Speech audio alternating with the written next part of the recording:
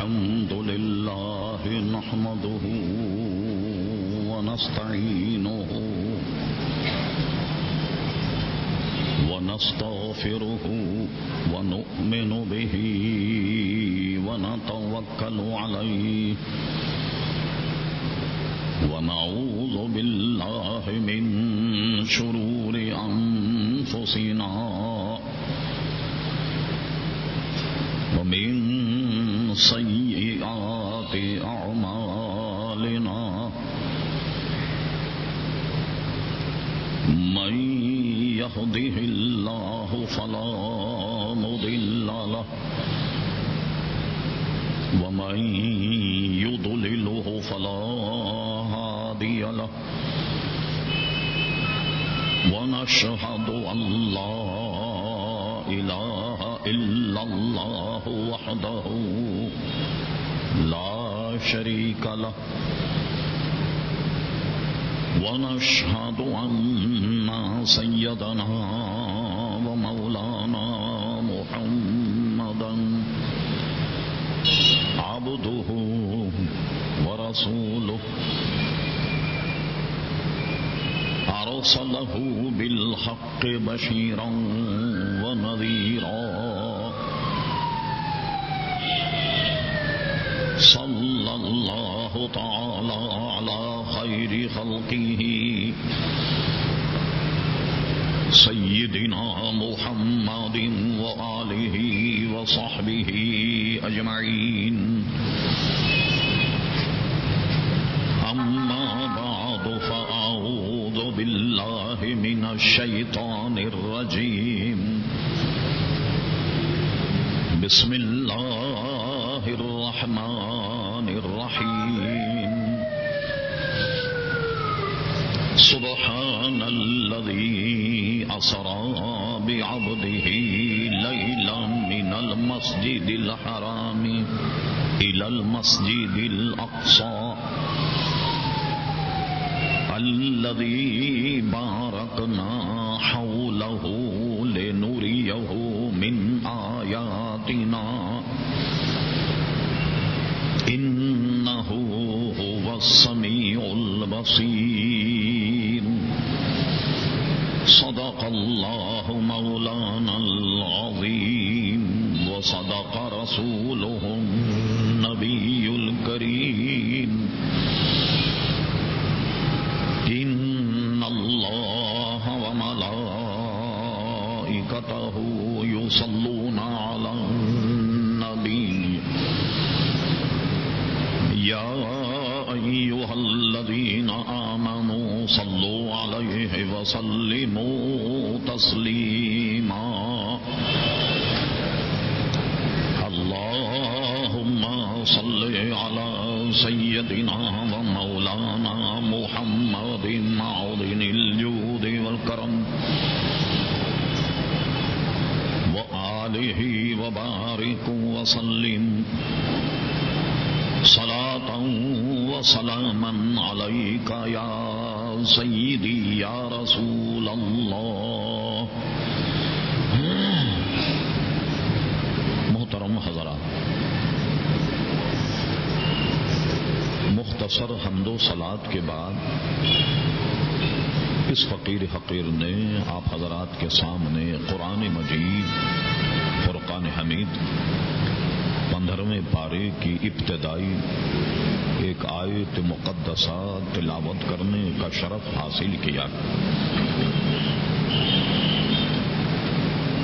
قبل اس کے کہ متذکرہ آیت قرآنیہ کے تحت کچھ عرض کیا جائے،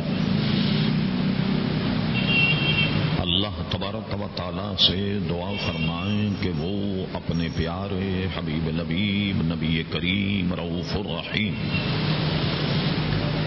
علیہ افضل الصلاۃ و تسلیم کے صدقے و طفیل مجھے حق کہنے کی توفیق عطا فرما. ہم تمام شرکا محفل کو اللہ تبارک و تعالی حق سن کر حق کو قبول کرنے کی اور اس پر عمل کرنے کی توفیق عطا فرما. محترم حضرات، آپ آپ کے علم میں ہے کہ یہ مہینہ رجب المرجب کا ہے، اور گزشتہ دنوں رجب شریف کی 27ویں وہ تاریخ کہ جس میں حضور صلی اللہ تعالی علیہ وسلم نے سفر معراج فرمایا، عین شب معراج اس کا تذکرہ کیا گیا۔ آج ہم نے مناسب سمجھا کہ حضور صلی اللہ تعالی علیہ وسلم جو اللہ تبارک و تعالی کا دیدار کیا، اس کی کچھ صورتیں آپ کی خدمت میں بیان کی جائیں۔ شب معراج ہم نے تفصیلاً اس پر گفتگو کی کہ مسلمانوں میں مختلف گروہ معراج النبی کے بارے میں کیا کیا عقیدہ رکھتے ہیں، لیکن ہم اہل سنت و جماعت ہمارا عقیدہ یہ ہے کہ حضور صلی اللہ علیہ وسلم نے، جیسا کہ قرآن مجید احادیث مقدسہ سے ثابت کہ حضور صلی اللہ علیہ وسلم مسجد حرام سے مسجد اقصی تک گئے اور آسمانوں پر گئے، جنت اور جہنم کو بھی ملاحظہ فرمایا، اور سدرہ پر گئے، عرش پر گئے، اور عرش سے آگے لا مکان گئے، اور لا مکان میں اللہ تبارک و تعالی کا دیدار اپنی پیشانی کی آنکھوں سے کیا۔ اور حضرت عبداللہ ابن عباس کی حدیث شریف میں یہ ہے کہ آپ نے 2 مرتبے اللہ تبارک و تعالی کا دیدار کیا، ایک مرتبے سر کی آنکھوں سے اور ایک مرتبے دل کی آنکھوں سے، بے حجاب اللہ تبارک و تعالی کا دیدار کیا۔ اور ہم نے شب معراج یہ بھی عرض کیا تھا کہ جتنے بھی حضور کے معجزات ہیں، حضور کا مقام ان سے بھی بالا، جتنے بھی معجزات ہیں حضور علیہ السلام، لیکن مقام مصطفیٰ اس سے بھی بلند۔ ہمارے اکابر علماء فرماتے ہیں کہ 2 معجزے حضور علیہ السلام کے ایسے ہیں جو ان کی شایان شان۔ وہ 2 معجزے کیا ہیں؟ ایک تو اللہ تبارک و تعالی نے حضور علیہ الصلوۃ والسلام کو قرآن مجید عطا فرمایا جو رہتی دنیا تک رہے گا اور اس میں کوئی رد و بدل نہیں کر سکتا، یعنی اللہ تعالیٰ نے اپنا کلام قرآن مجید فرقان حمید حضور علیہ السلام کو عطا فرمایا، اور اس کی شان یہ ہے انا نحن نزلنا الذکر وانا لہ لحافظون، ہم ہی نے اسے نازل کیا ہے اور ہم ہی اس کے محافظ۔ تو قرآن مجید فرقان حمید ایسا معجزہ ہے کہ جو حضور کے شایان شان۔ اور دوسرا معجزہ یہ ہے کہ اللہ تبارک و تعالی نے حضور علیہ الصلوۃ والسلام کو معراج کرائی اور اپنے دیدار سے حضور علیہ الصلوۃ والسلام کو مشرف فرمایا۔ یہ 2 باتیں حضور علیہ الصلوۃ والسلام کی شایان شان۔ یہ بات نہیں کہ جو دوسرے معجزات ہیں حضور کے شان کے منافی ہیں، یہ ہم نے نہیں کہا، بلکہ ہم نے یہ کہا کہ حضور علیہ السلام کی شان اس سے بھی کہیں بالا اور اس سے بھی کہیں بلند ہے جتنے معجزے۔ انبیاء کرام علیہم الصلوۃ والسلام کو تو اللہ تبارک و تعالی نے معجزات عطا فرمائے، لیکن حضور صلی اللہ علیہ وسلم کو فرمایا کہ برہان من ربکم، یہ اللہ تبارک و تعالی کی طرف سے جو تمہارے پاس آئے ہیں یہ سراپا برہان اور سراپا معجزہ۔ انبیاء کرام علیہ السلام کو تو چیدہ معجزات دیے گئے، مگر حضور علیہ الصلوۃ والسلام کی سراپا ذات کو برہان یعنی معجزہ کہا گیا۔ لفظ معجزہ قرآن مجید فرقان حمید نہیں ہے، اس کی جگہ آیت ہے، لیکن معجزے کے معنی یہ ہیں کہ جس کو ماننے سے آدمی کی عقل عاجز آ جائے، یا اس کو برہان بھی کہا گیا موسیٰ علیہ السلام کے واقعے میں، تو برہان کا معنی بھی معجزہ کیے جا سکتے۔ تو حضور کی ذات بابرکات سراپا معجزہ، اور اللہ تبارک و تعالیٰ کو جو حضور علیہ الصلوۃ والسلام نے دیکھا تو حدیث شریف سے لوگوں کو بڑا سخت دھوکہ ہوا، جس کے بظاہر معنی یہ ہے کہ اللہ تبارک و تعالیٰ حضور علیہ السلام نے بڑی حسین صورت میں دیکھا۔ کیونکہ ہم دیدار الہی پر کلام کر رہے ہیں تو ذہن سے یہ بھی آپ کے بات نکل جائے، جو اصل بات ہے وہ آپ کے ذہنوں میں راسخ ہو جائے۔ حضور کا ارشاد ہے کہ میں نے اللہ کو بڑی حسین صورت میں دیکھا، لوگوں کے ذہن میں کچھ ایسا نقشہ بنا۔ سب سے پہلی غلطی تو لوگوں نے سمجھنے میں یہ کی، بعض صوفیہ نے، بعض لوگوں نے، اور آڑے ترچھے کلام پڑھنے والوں نے، جو نہ اردو ادب جانتے ہیں، نہ عالم ہیں، نعت کہنے کا شوق ہے، نعت کہنے لگ گئے، اس پر نہ ان کو گرفت ہے، نہ بیان اور زبان کی چاشنی۔ بعض ایسے لوگوں نے گمراہی پھیلائی۔ حضور کی اس حدیث کے ظاہر سے بنیادی غلطی کیا ہوئی کہ حضور فرماتے میں نے اللہ تبارک و تعالیٰ کو احسن اور اچھی صورت میں دیکھا، لوگوں نے غلطی سے صورت کا ترجمہ کر دیا شکل۔ اب کیا مطلب ہوا؟ معاذ اللہ ثم معاذ اللہ کہ چہرہ بڑا حسین ہوگا، آنکھیں بہت اچھی ہوں گی، ناک نقشہ بہت اچھا ہوگا۔ جب صورت کا ترجمہ آپ شکل کریں تو دھوکہ کھا جائیں گے۔ یہی دھوکہ صوفیوں نے کھایا، شاعروں نے کھایا کہ اللہ کو بڑی حسین صورت میں دیکھا۔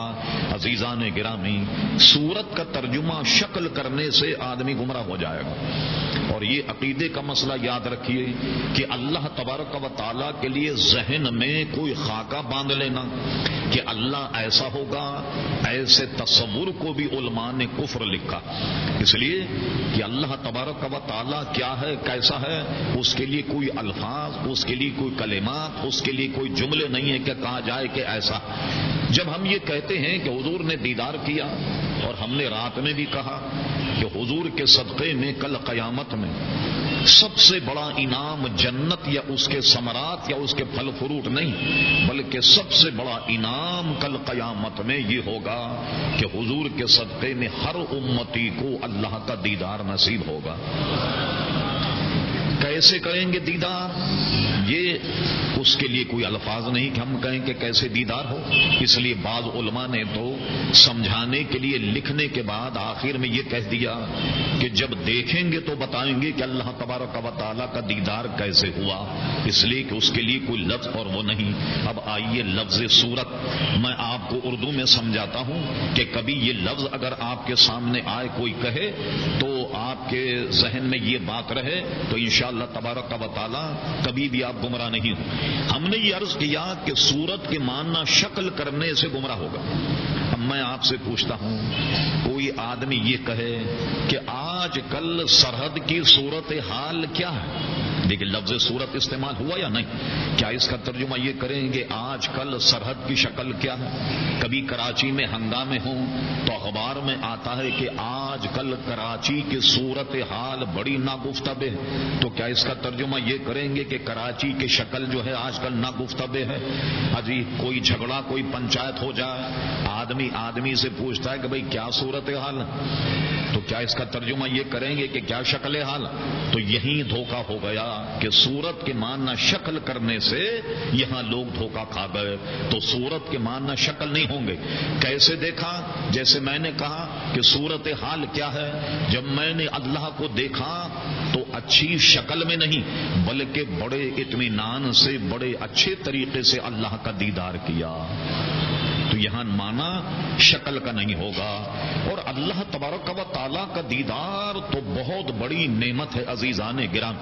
اللہ تبارک و تعالیٰ کے حسن و جمال جو اس نے مخلوق کو عطا فرمایا، وہ اس کی میں چند آپ کو مثالیں دیتا ہوں کہ وہ رب کریم نے اپنے پیارے حبیب علیہ السلام کے صدقے جو کائنات میں حسن و جمال تقسیم کیا، اس کی صورت حال یہ ہے کہ کبھی ذہن آپ کا دوسری جانب نہ چلا جائے، مطلقاً حسن و جمال پر کلام کیا جائے. آپ دیکھیے کہ اس دنیا میں کیسے کیسے حسین پرندے. اگر کہیں آپ ایسی نمائش میں چلے جائیں کہ جہاں پرندوں سے متعلق ہو تو آپ حیران ہو جائیں کہ کیسے کیسے حسین اور جمیل پرندے اللہ تبارک و تعالیٰ نے بنائے. آپ اگر سمندر کی مچھلیوں کو دیکھیں تو صاحب ڈربن میں سمندر کے کنارے ایک بہت بڑا مچھلی گھر، وہاں جا کر آپ گھنٹوں دیکھیے تو ایسے ایسے نمونے، ایسے ایسے ڈیزائن مچھلیوں کے کہ آدمی دیکھ کر حیران ہو جائے کہ سمندر کی تہ میں کتنی حسین اور جمیل مچھلیاں رہتی. اس کے بعد آپ درختوں کے حسن و جمال پر آ جائے. عموماً پاکستان کے بے شمار لوگ سری لنکا جانتے. سری لنکا میں کینڈی ایک مقام، سری لنکا سے کوئی 200 یا 150 کلومیٹر کے فاصلے پر وہاں جناب ایک نمائش کا ایک باغ کہ دنیا بھر کے جتنے بھی پھول ہیں آپ دیکھتے جائیے اور اللہ کی حمد و ثنا کرتے جائیے. ارے صاحب کئی ایکڑ میں وہ نمائش جو ہے وہ پھیلی ہوئی ہے. ایک سے ایک حسین اور جمیل پھول جو ہے وہ آپ کو عزیزان گرامی درختوں میں ایک سے ایک حسین درخت نظر آئے گا. اللہ تبارک و تعالیٰ کا عطا کیا ہوا جمال آپ دیکھتے جائیے اور عزیزان گرامی سبحان الحمدللہ کہتے جائیے. افریقہ کے جنگلوں میں چلے جائیں تو درختوں کو دیکھیے، ایسے ایسے درخت عجیب و غریب جیسے لگتا کسی آرکیٹیکٹ نے بڑا نقشہ بنا کر کے پہاڑوں پر ان درختوں کو سجایا ہے. تو جناب عجیب عجیب مخلوق ہے، ایسی بھی حسین اور جمیل صورتیں اللہ تبارک و تعالیٰ نے عطا فرمائی. چلیے آپ گفتگو کو سمیٹ کر خالی انسانوں پر لے آئیے. کیسے کیسے حسین اور جمیل انسان، کیسے کیسے حسن و جمال سے مرقع مسجع انسان اللہ تبارک و تعالیٰ نے پیدا فرمائے. اللہ اکبر. حضرت جنید بغدادی کا ایک واقعہ بیان کرتا ہوں اور اس کے بعد آگے چلتا ہوں. ابھی آپ صرف اپنے ذہن میں اس کائنات کو جو اللہ نے حسن و جمال عطا فرمایا ہم اس کی گفتگو کر رہے ہیں. ابھی اللہ تبارک و تعالیٰ کے دیدار کی طرف ہم گفتگو نہیں کر رہے، آخری میں اس کا نتیجہ نکالیں. چلیے صاحب ایک خاتون برقع پوش حضرت جنید بغدادی کی خدمت میں آ گئی. آنے کے بعد کہا اے جنید، میرا شوہر مجھے چھوڑ کر اور دوسری عورتوں کے پاس جاتا آتا، میں رات بھر انتظار کرتی ہوں میرے پاس نہیں آتا اور دیگر جگہ جا کر کے اور گویا عیش اور عشرت کرتا ہے وغیرہ وغیرہ. جیسا کہ اس کا کچھ نہ کچھ حصہ ہمارے معاشرے میں بھی پڑ گیا. آپ دیکھیے ہمارے یہاں بھی جن کے پاس پیسہ اور دولت ہے اپنے گھروں کو چھوڑ کر نہ جانے کہاں زندگی گزارتے، نہ جانے کہاں رات گزارتے ہیں. اللہ اکبر. یہ حال ہمارے معاشرے میں عزیزان گرامی ہو گیا. اور اکبر الہ آبادی نے اس کو یوں نظم بند کیا کہ ہوئے اس قدر مہذب کہ کبھی گھر کا منہ نہ دیکھا، ہوئے اس قدر مہذب کہ کبھی گھر کا منہ نہ دیکھا، کٹی عمر ہوٹل میں مرے اسپتال جا کر، یعنی گھر ہی نصیب نہیں ہوا. یہ حال ہمارا بھی ہوتا جا رہا. یہی شکایت حضرت جنید بغدادی خاتون کرتی برقع پہن کر. اس نے کیا کیا؟ کہا اے جنید، میرا شوہر ادھر ادھر عورتوں بھٹکتا، اگر اسلام میں چہرہ دکھانا جائز ہوتا، اسلام میں عورت کا چہرہ نامحرم کو دکھانا جائز ہوتا تو میں اپنا نقاب اٹھا کر اپنا چہرہ بے حجاب کر آپ کو دکھاتی تو آپ خود فیصلہ کرتے مجھے دیکھ کر کہ جس کے نکاح میں اتنی حسین اور جمیل عورت موجود، جس کے نکاح میں اتنی حسین عورت موجود ہو، کیا وہ دوسری عورتوں کے پاس جائے؟ کیا وہ دوسری عورتوں کے پاس جائے؟ صوفیہ بڑے حساس ہوتے. اس خاتون نے جب یہ کہا کہ میں اگر آپ کو بے نقاب کروں اپنا چہرہ تو آپ میرے چہرے کو دیکھیے کہ جس کے نکاح میں اتنی حسین عورت، کیا وہ دوسری عورتوں کے پاس جائے؟ یہ جملہ جنید بغدادی نے سنا، حالانکہ وہ برقع پوش جنید بغدادی بے ہوش ہو گئے. اللہ اکبر. کچھ دیر کے بعد افاقہ ہوا. کچھ دیر کے بعد ہوش آیا تو ہوش آنے کے بعد مصاحبین نے پوچھا کہ یہ کیا جملہ تھا کہ جو آپ کے ہوش اڑ گئے اور آپ بے ہوش ہو گئے؟ کوئی ایسی بات تو بظاہر نہ تھی۔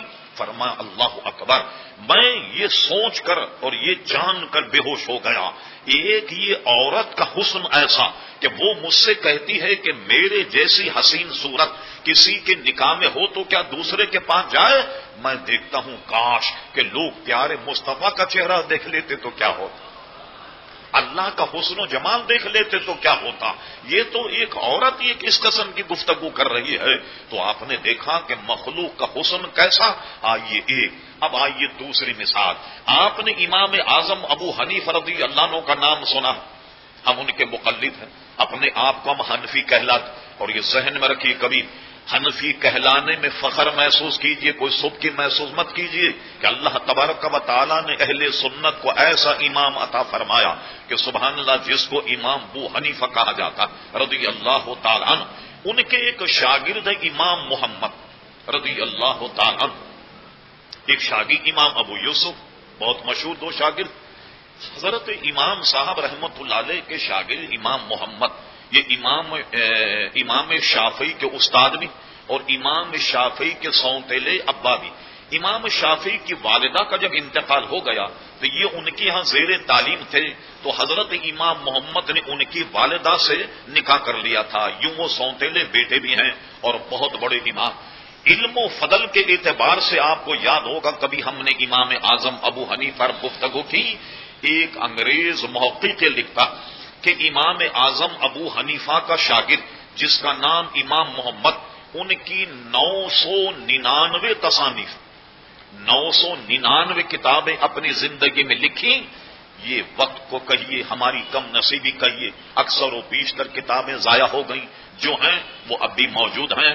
انگریز محقق کہتا کہ امام محمد جو امام اعظم کے شاگرد ہیں، اگر وہ نبوت کا دعویٰ کر دے، اس لیے کہ انگریز ختم نبوت کی نزاکت کو نہیں جانتا، کہتا ہے کہ وہ اگر نبوت کا دعویٰ کر اور لوگ ان سے کہتے کوئی معجزہ دکھائیے، کوئی کمال دکھائیے، وہ 909 کتابیں اگر بطور معجزہ وہ لوگوں کے سامنے رکھتے، لوگ ان کو نبی مان لیتے۔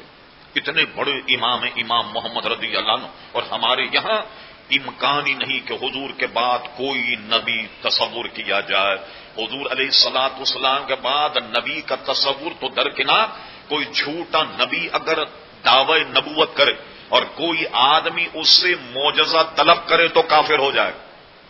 کیوں معجزہ طلب کر رہے؟ کیا حضور کے ختم نبوت میں کوئی تردد ہے، کوئی کلام ہے؟ کائے کے لیے معجزہ طلب کر رہے؟ معجزہ طلب کرنے والا کافر ہو جائے۔ اتنا نازک ہمارے یہاں مسئلہ، وہ انگریز اس نے اپنے طور پر لکھا کہ اتنی قداور شخصیت، وہ علم و فضل اور حسن و جمال کا عالم یہ تھا کہ وہ اپنے مدرسے میں بیٹھے، باہر کی طرف بھی ان کا چہرہ کچھ نظر آ رہا تھا، جیسے راستہ چلتے میں بعض مدارسے کچھ اندر بیٹھی مدرسین اور طلبہ نظر آتے، ایک خاتون جو مسلمان بھی نہیں تھی ادھر سے گزر رہی۔ امام محمد اپنے پڑھانے میں مگن تھے، درس حدیث پڑھا رہے ہیں، فقہ پڑھا رہے ہیں۔ امام محمد کا چہرہ جب دیکھا تو ہم نے اور کتابوں میں پڑھا کہ وہ اتنے حسین اور جمیل تھے، لوگ ان کا چہرہ ہی دیکھتے رہ جاتے، اتنے حسین اور جمیل حضرت امام محمد۔ وہ عورت دیکھ کر کے رک گئی اور نظر بھر کر دیکھنے لگی اور اپنی نگاہ کو ہٹاتی نہیں، بہت غور سے دیکھنے لگی۔ اس کے بعد کیا ہوا، کوئی راہگیر جب وہاں سے گزرا، اس راہگیر سے اس نے پوچھا کہ یہ کون ہے، چونکہ مسلمان تو تھی نہیں، لوگوں نے بتا تم انہیں نہیں جانتے، یہ امام محمد ہے۔ اچھا کہنے لگے یہ ہے وہ امام محمد جن کا تم کلمہ پڑھتے ہو، یہ ہے وہ امام محمد جن کا نام تم اذانوں میں لیتے ہو، یہ ہے وہ محمد جن کا نام تم خطبوں میں لیتے ہو۔ ارے راہگیر نے کہا بڑی بھی تمہیں کیا ہو گیا، ارے وہ محمد جن کا نام ہم کلمے میں لیتے ہیں صلی اللہ علیہ وسلم، یہ اس محمد کا، تو یہ محمد جو تمہارے سامنے بیٹھا ہوا یہ تو ان کے غلاموں کے غلاموں کا غلام۔ یہ جب اس نے سنا تو بے ہوش ہو گئی، گر گئی چکر کھا کر۔ اب عورت ذات، لوگ بڑی مشکل سے ان کو خواتین نے قابو کیا ہوگا، یقیناً انہیں اٹھایا، ہوش میں لائے، پانی وانی پلایا، اس کے بعد کہا کہو محترمہ کسی نے چھیڑ دیا، کسی نے کوئی اذیت پہنچائی، کسی نے کوئی زخم پہنچائی؟ انہوں نے کہا نہیں۔ پھر بے ہوشی کا سبب کیا؟ کہنے لگے میں یہاں سے گزر رہی تھی اور میں نے ایک شخص کو سامنے بیٹھا دیکھا جو سامنے میں پڑھا رہا، تو میں نے ان سے پوچھا اس کے حسن و جمال کو دیکھ کر کہ یہ کون؟ مجھے بتایا گیا کہ امام محمد۔ تو میں نے کہا اچھا یہ وہ محمد کہ جن کا تم کلمہ پڑھتے ہو، یہ وہ محمد ہے جن کا نام تم اذان میں لیتے؟ کہا نہیں، یہ تو اس محمد کے غلاموں کے غلام ہے۔ تو میں نے دیکھا یہ نقلی محمد کا یہ حال ہے تو اصلی کا کیا حال ہوگا؟ یہ تو چھوٹے محمد کا یہ حال، تو بڑے محمد کا کیا حال ہوگا؟ میں اس لیے بے ہوش ہو گئی۔ تو دیکھیے آدمی کے حسن و جمال جو انسانوں کو اللہ تبارک و تعالیٰ نے دیا وہ عزیزان گرامی کیسا۔ اب آئیے ذرا، وقت بہت کم ہوتا ہے، حضور کے حسن و جمال پر گفتگو کریں۔ لیجیے حسان ابن ثابت، جس کو فن حدیث میں حدیث تقریری کہا جاتا۔ ایک حدیث تو وہ جو حضور خود ارشاد فرمائے، ایک وہ حدیث ہے کہ حضور چلیں پھریں کوئی عمل کریں، راوی دیکھ کر کہتا حضور کا عمل ایسا تھا۔ اور ایک حدیث کی قسم ہے جس کو کہتے ہیں حدیث تقریری۔ حدیث تقریر کا مطلب یہ کہ حضور کے سامنے کوئی بات کہی جائے اور حضور خاموش رہیں، اس کو منع نہ کریں، اس کی نفی نہ کریں، تو گویا حضور نے اس بات کی توثیق کر دی کہ جو گفتگو آپ کے سامنے ہوئی وہ بالکل درست ہے، اس کو حدیث تقریری کہا جائے۔ حضرت حسان ابن ثابت رضی اللہ تعالیٰ عنہ حضور کی نعت سنایا کرتے، آپ ان کے لیے ممبر شریف بچھاتے اور بچھانے کے بعد ممبر شریف کے بعد خود نیچے بیٹھ اور حضرت حسان ابن ثابت کو کہتے کہ تم اس ممبر پر بیٹھ، اور انہیں بٹھا کر دو جملے ہمیں ملتے اور یہ کہ حسان سناؤ ہماری نعت، اللہ تبارک و تعالیٰ تمہارے منہ کو نیچا نہ کرے۔ اور کبھی فرماتے حسان پڑھو اپنا کلام، اللہ تبارک و تعالیٰ روح القدس کے ذریعے سے تمہاری تائید کرے۔ یہ حضور علیہ السلام دعائیہ کلمات فرما، اور حسان ابن ثابت جو ہے وہ اپنا کلام شروع کرتے۔ ایک مرتبہ حسان ابن ثابت نے اپنا کلام جب پڑھا اس میں ایک شعر یہ پڑھ دیا، سبحان اللہ، کہتے خلقت مبرئا من کل عیب کأنک قد خلقت کما تشاء۔ اے پیارے مصطفیٰ صلی اللہ علیہ وسلم، اللہ تبارک و تعالیٰ نے آپ کو تمام عیب، تمام نقص اور تمام برائیوں سے نہایت مبرہ اور منزہ پیدا کیا۔ میں بتا دوں کہ آپ کو رب نے کیسا بنایا؟ فرماتے کأنک قد خلقت کما تشاء، رب نے تو آپ کو ویسا بنایا، اللہ تعالیٰ نے آپ کو ویسا بنایا جیسا آپ نے چاہا۔ دیکھا آپ نے، اللہ نے آپ کو ویسا بنایا جیسا آپ نے چاہا۔ یہ کیوں فرمایا کہ رب نے آپ کو ویسا بنایا جیسا آپ نے چاہا؟ تو دوسروں کا معاملہ کیا ہے؟ سنیے قرآن مجید فرقان حمید کی آیت مقدسہ، میں آپ اور کائنات میں جتنے لوگ پیدا ہوئے ان کے لیے قانون کیا ہے؟ هو الذی یصورکم فی الارحام کیف یشاء۔ اللہ تعالیٰ فرماتا ہے، اللہ تبارک و تعالیٰ تمہارے ماؤں کے ارحام میں تمہیں ویسا پیدا کرتا ہے جیسا وہ چاہتا، جیسا تم چاہتے ہو نہیں۔ هو الذی یصورکم، تمہاری تصویر تمہاری صورتوں کو تمہیں ایسا بناتا، کیف یشاء، جیسا وہ چاہتا۔ ہر انسان کو تو رب کریم ایسا بناتا جیسا رب کریم چاہے۔ اور حضور کی تخلیق کا معاملہ آیا، حسان ابن ثابت کہتے ہیں کما تشاء، آپ کو ویسا بنایا جیسا آپ نے چاہا۔ تو دیکھا حضور علیہ الصلوۃ والسلام کا عزیزان حسن و جمال۔ صحابی اور راوی کہتے ہیں کبھی کبھی ہم حضور کے چہرے کو دیکھتے تو گالوں کو دیکھ کر، رخساروں کو دیکھ کر، جس کو عارض کہتے ہیں، ایسا لگتا جیسے پگھلی ہوئی چاندی ہے۔ اور کبھی کبھی ہم دیکھتے حضور کے چہرے کو تو اتنا نورانی جیسے لگتا کہ چاند ان کے چہرے میں تیر رہا، اس قدر نورانی۔ اللہ اکبر۔ حضرت جابر کی حدیث یہ، حضور ایک مرتبہ دھاری دھار جبہ پہنے ہوئے تھے اور چاندنی رات میں کھڑے ہوئے، میں کبھی چاند کو دیکھتا، کبھی حضور کو دیکھتا، کبھی چاند کو، کبھی حضور کو۔ فرماتے ہیں میرے نزدیک حضور کا نور چاند کے نور پر غالب آ رہا تھا۔ اور کبھی کبھی صحابہ کہتے ہیں کہ یہ دیواروں کا حضور علیہ السلام کے چہرے میں نظر آ، اتنی حضور علیہ الصلوۃ والسلام کی نورانیت۔ اچھا، اب یہ تو حضور کی نورانیت ہے، حضور کے صدقے میں جس نے حسن و جمال ملا، یوسف علیہ السلام کا قصہ قرآن مجید فرقان حمید سورہ یوسف میں موجود ہے۔ ہوا یہ کہ زلیخا جب ان پر فریفتہ ہو گئی اور یوسف علیہ السلام اس سے جان بچا رہے، اس نے بہت کچھ کیا، الزام بھی لگا، بہت طویل قصہ ہے جو وقت اس کا متعمل نہیں۔ اس کی سہیلیوں نے ایک مرتبہ زلیخا کے کہا، وہ کون یوسف ہے جس کا نام تم رات دن دیکھو یوسف یوسف کرتی رہتی، ذرا بتاؤ تو صحیح وہ کون یوسف؟ انہوں نے کہا اچھا، ان کے تانے اور تشنے سے بچنے کے لیے اس نے کیا کیا، زلیخا نے تمام سہیلیوں کو بلایا، اور بلانے کے بعد ایک معروف روایت یہ ہے کہ ان کے ہاتھ میں چھری اور لیمبو دے دیا، فرما جب یوسف آئیں گے اور ان کا چہرہ بے نقاب تو تم کیا کرنا، یوسف کے چہرے کو دیکھنا اور لیمبو کاٹنا۔ یہ یوسف علیہ السلام جلوگر، ان کے چہرے پر نقاب، خواتین تیار ہو گئیں، جمال یوسفی کو بے نقاب کیا علیہ السلام، اور خواتین سے کہا کہ کاٹو لیمبو۔ جب انہوں نے لیمبو کاٹا تو اللہ اکبر، یوسف علیہ السلام کا جمال ان کی عقل و خرد پر اتنا غالب آ گیا، یوسف علیہ السلام کا جمال ان کے اذہان پر ایسا غالب آ گیا کہ وہ لیمبو کاٹتے کاٹتے لیمبو تو کٹ گیا، اپنی انگلیاں کاٹنے لگ گئیں اور کہنے لگے یہ تو انسان ہی معلوم نہیں ہوتا، یہ تو کوئی ملائکہ کریم کہ جو آسمان سے اتر آیا، یہ تو کوئی فرشتہ معلوم ہوتا، اور اپنی انگلیاں کاٹ لی تو پتہ لگا کہ زلیخا کیوں حضرت یوسف علیہ السلام کا نام لیتی۔ اور اس کا نقشہ اعلی حضرت امام اہل سنت مجدد نیت حاضرہ صاحب الحجت القاہرہ المؤید ملت طاہرہ مولانا شاہ احمد رضا خان فاضل بریلوی نے ایک بہت ہی اردو ادب کا مارکات الاعری شعر کہہ دیا، کہتے حسن یوسف پر کٹی مصر میں انگشت زنان، سر کٹاتے ہیں تیرے نام پہ مردان عرب۔ کیا مطلب ہے شعر کا؟ حسن یوسف پر کٹی انگشت زنان، مصر میں انگشت زنان، مصر کی عورتوں نے یوسف علیہ السلام کا جمال دیکھ کر اپنی انگلیاں کاٹ لی۔ کیا مطلب؟ جمال یوسفی سامنے تھا اور کاٹی انگلیاں کنہوں نے؟ عورتوں نے کیا کاٹا؟ انگلیاں کاٹی۔ فرماتے میرے آقا حسن یہ کہ سر کٹاتے ہیں تیرے نام پہ مردان عرب، وہاں ہیں مصر کی عورتیں اور یہاں ہیں عرب کے مرد، اور وہاں ہیں انگلیاں اور یہاں ہیں گردنیں، اور وہاں یوسف علیہ السلام کا جمال سامنے اور یہاں صرف پیارے مصطفیٰ کا نام ہے۔ حضور کے نام پر لوگوں نے اپنی گردنیں کٹا لیا نہیں، اور آج تک عشاق خان مصطفیٰ حضور کے نام پر گردن کٹا رہے ہیں نہیں۔ یہ ہے حضور علیہ السلام کا حسن و جمال۔ استاد زمن شہین شاہ سخن مولانا حسن نے بھی اردو ادب کا بڑا عظیم شعر کہہ دیا، فرمایا کہ جب دنیا کے حسینوں کو دینی تھی ملاحت اصل میں عربی میں ملی کہتے ہیں نمک کو، کوئی حسن و جمال کا آدمی ہو تو ہم کیا کہتے ہیں؟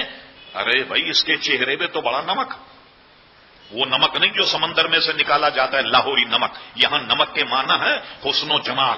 تو کیا کہتے ہیں؟ ملی، تو حسین اور جمیل کو دیکھ کر کہتے ہیں کہ اس کے چہرے پہ بڑی ملاحت، یعنی بڑی نمکینیت، نمک ہے کا مطلب یہ کہ حسن و جمال۔ فرماتے ہیں کہ دنیا کے حسینوں کو جو دینی تھی ملاحت تو تھوڑا سا نمک ان کے نمکدان سے نکالا، گویا ان کے نمکدان ایک چٹکی نمک نکال کر دنیا کے حسینوں کو ملاحت دے دی اللہ تبارک و تعالیٰ نے۔ ساری کائنات حسن و جمال حضور علیہ السلام کے نمکدان کی ایک چٹکی میں سارے دنیا کے حسین اور جمیل لوگوں کو اللہ تبارک و تعالیٰ نے ملاحت عطا فرما دی۔ تو حضور کے حسن و جمال کی کیا بات کہیں گے کیا تذکرہ کریں گے کہ جو تذکرہ کرنے سے عزیزان گرامی لفظ اور جملے اور آدمی کا ذہن جواب دے جائے، وہ حسن و جمال کا مرقع پیارے مصطفیٰ علیہ السلام کی ذات۔ جب آپ نے کائنات کا حسن و جمال سن لیا، اب بتائیے اس کائنات کو پیدا کرنے والے حسن و جمال کا کون تذکرہ کر سکتا؟ اور وہ یہ کہ اللہ تبارک و تعالیٰ کا دیدار حضور علیہ السلام نے حضرت عبداللہ ابن عباس کی حدیث کے مطابق 2 مرتبے کیا، ایک مرتبہ سر کی آنکھوں سے کیا اور ایک مرتبہ دل کی آنکھوں سے کیا۔ اور جب اللہ تبارک و تعالیٰ کا دیدار حضور علیہ السلام نے کیا، موسیٰ علیہ السلام نے خواہش کی اے اللہ تعالیٰ میں تجھے دیکھنا چاہتا ہوں، جواب مل گیا لن ترانی، تم نہیں دیکھ سکتے، لیکن اصرار ہوا اور رب کریم نے فرما سامنے پہاڑ پر دیکھو۔ موسیٰ علیہ السلام اس پہاڑ پر، وہاں اللہ نے تجلی فرمائی موسیٰ علیہ السلام تجلی کی جھلک دیکھ کر بے ہوش ہو گئے. علامہ ابو الفضل قاضی ایاز رحمت اللہ علیہ کتاب و شفا میں لکھ اور بھی اکابر علماء نے لکھا جب اللہ تبارک و تعالی کے جلوے ایک جھلک دیکھ کر موسیٰ علیہ السلام بے ہوش ہو گئے تو حال یہ تھا کہ اندھیرے میں کئی سو میل پر چونٹی کو دیکھ لیا کرتے تھے کہ یہ کون سا قدم اٹھانے والی. آنکھیں اتنی منور اور اتنی روشن ہو گئی اللہ تعالیٰ کے نور اور جلوے کی ایک جھلک دیکھ کر کہ سینکڑوں میل کے فاصلے سے کہ چونٹے کو دیکھ لیا کرتے. تو ایک اللہ تعالیٰ کے جلوے کی جھلک دیکھنے میں ان کی آنکھوں میں وہ نورانیت آ گئی. تو جس نے اللہ تبارک و تعالیٰ کو بے حجاب دیکھا ہو تو ان کی علم و فضل کی عزیزان گرامی کیا مثال دی جا سکتی ہے. غرض یہ کہ رب کریم کو حضور علیہ السلام نے اپنی پیشانی کی آنکھوں سے دیکھا اور ایک مرتبہ پیشانی کی آنکھ اور ایک مرتبہ دل کی آنکھوں سے دیکھا. کیا مطلب ہوا دل کی آنکھوں سے دیکھنے کا؟ خیال میں دیکھا ہوگا؟ نہیں. بڑے اکابر علماء نے اس کی تصریح یہ کی کہ جیسے اللہ تبارک و تعالیٰ نے آنکھ کو بینائی عطا فرمائی وہ اس پر قادر ہے کہ جو بینائی اس نے آنکھ کو عطا فرمائی وہی بینائی کی قوت دل کو بھی عطا فرما دی. تو دل سے بھی دیکھا اور گویا پیشانی کی آنکھوں سے بھی دیکھا. علامہ زرقانی اور ملا علی قاری رحمت اللہ تعالی شرح شفا میں جو علامہ قاضی ایاز کی شفا اس کی شرح میں اس بات کو ارشاد فرمایا کہ جبریل امین نے جب حضور کا سینہ چیرا اور جب دل کو نکالا. یہ دونوں محدثین کہتے حدیث شریف نقل کی روایت نقل کرتے کہ جب جبریل امین نے دل کو نکالا اور زمزم شریف جب دھویا گیا تو دھونے پر جبریل امین نے کہا اوفو اس میں تو دو آنکھیں ہیں جو دیکھتی ہیں اور دو کان ہیں جو سنتے ہیں. اور اس کے بعد دل کو دھو کر سینے میں رکھ دیا گیا. اس کی تصدیق ایک اور حدیث سے ہوتی. بخاری شریف کتاب الصلاۃ اٹھائی حضور فرمات پیچھے کچھ خلا رہ گیا کچھ گنجائش رہ گئی یا شاید کسی کا وضو ٹوٹ گیا وہ وضو کرنے کے لیے گیا تو پیچھے خلا رہ گیا نماز پڑھائی اور اس کے بعد تمام مقتدی حضرات مخاطب ہو کر فرمایا کہ تم اپنی صفوں کو درست رکھا کرو. کیا تم یہ سمجھتے ہو میں خالی آگے سے دیکھتا ہوں؟ فرما میں جیسا آگے سے دیکھتا ہوں اسی طرح اپنے پیٹھ کے پیچھے سے بھی دیکھتا ہوں. اور فرما سنو اے جماعت صحابہ میں وہ دیکھتا ہوں جو تم نہیں دیکھتے اور وہ سنتا ہوں جو تم نہیں سنتے.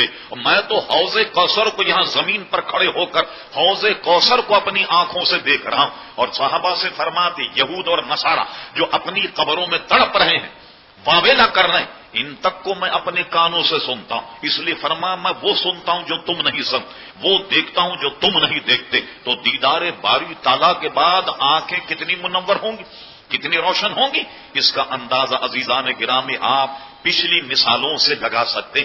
مخلوق کے حسن و جمال کو یہ عالم تو اللہ تبارک و تعالیٰ کے دیدار میں کیا سرور ہوگا. یہ حضور صلی اللہ تعالی علیہ وسلم نے عزیزان گرامی اپنی سر کی آنکھوں سے اللہ تبارک و تعالیٰ کا دیدار کیا. اور اہل سنت جماعت کا مفتاب قول یہی ہے اور یہی اہل سنت کا مذہب ہے. اور اس کی تصریح شیخ محقق شاہ عبدالحق محدث دہلوی رحمت اللہ تعالی علیہ اور علامہ عبد الوہاب شارانی اور اسی طرح ملا علی قاری علامہ جلال الدین سیوطی نے خصائص کبریٰ میں اور ملا علی قاری نے کتاب و شفا کی شرح وغیرہ وغیرہ یہ ساری اس کی تفصیل بیان کی. اب کیسے دیکھا یہ میں اور آپ عزیزان گرامی نہیں کہہ سکتے. اور حضور علیہ الصلوۃ والسلام نے بھی خود اس کی تصدیق یوں فرمائی کہ اللہ تبارک و تعالیٰ نے دوستی سے ابراہیم علیہ الصلوۃ والسلام کو مشرف فرمایا. خلیل اللہ اللہ کا دوست اور حضرت موسیٰ علیہ السلام کو اپنے کلام سے شرف بخشا کہ موسیٰ علیہ السلام اللہ تبارک و تعالیٰ کا کلام سنتے اور اللہ تبارک و تعالیٰ ان سے کلام فرماتا. ماں سنو حضرت خلیل تو دوستی میں یکتا ہوئے انہیں اللہ تبارک و تعالیٰ نے اس سے شرف بخشا. موسیٰ علیہ السلام کو اپنے کلام سے شرف بخشا اور مجھے اللہ تبارک و تعالیٰ نے اپنے دیدار سے شرف بخشا. میں اللہ تبارک و تعالیٰ یوں ممیز اور ممتاز ہو گیا کہ رب کریم نے مجھے دیدار کا شرف بخشا. اور اس سے ملتی ہوئی کئی حدیث اور کئی تصریحات اکابر علماء نے اپنی اپنی کتابوں میں لکھی. اور اس معراج النبی صلی اللہ علیہ وسلم کا عزیزان گرامی ما حاصل یہ ہے کہ رب کریم نے اپنا دیدار کرایا. اور اس کے بعد آخری بات عرض کرتا ہوں، اس کے بعد گفتگو ختم. وہ یہ ہے کہ جب اللہ تبارک و تعالی حضور کو اپنا دیدار کرایا، پہلے آسمان پر بلایا، دوسرے پر، چھٹے پر، ساتویں پر، عرش پر لامکان. کیا اللہ تبارک و تعالی عرش پر رہتا؟ کیا ساتویں آسمان پر رہتا؟ کیا سدرا پر رہتا؟ اتنی اوپر کائے کے لیے بلایا؟ یہیں دیدار کروا دے، یہیں کچھ معاملہ ہو جا. اتنے اوپر کیوں بلایا؟ اس لیے بلایا کہ میرے حبیب صلی اللہ علیہ وسلم تو پہلے آسمان پر آ، تاکہ لوگ دیکھیں کہ پہلے آسمان تک تیری رسائی، دوسرے پر آ، ساتویں پر آ، تاکہ لوگ دیکھیں کہ تیری رسائی ساتویں آسمان، اور پھر اس کے بعد سدرا پر آ کہ لوگ دیکھیں کہ سدرا تک تیری رسائی، عرش پر آ لوگ دیکھیں کہ عرش پر تیری رسائی، لامکان تک تیری رسائی.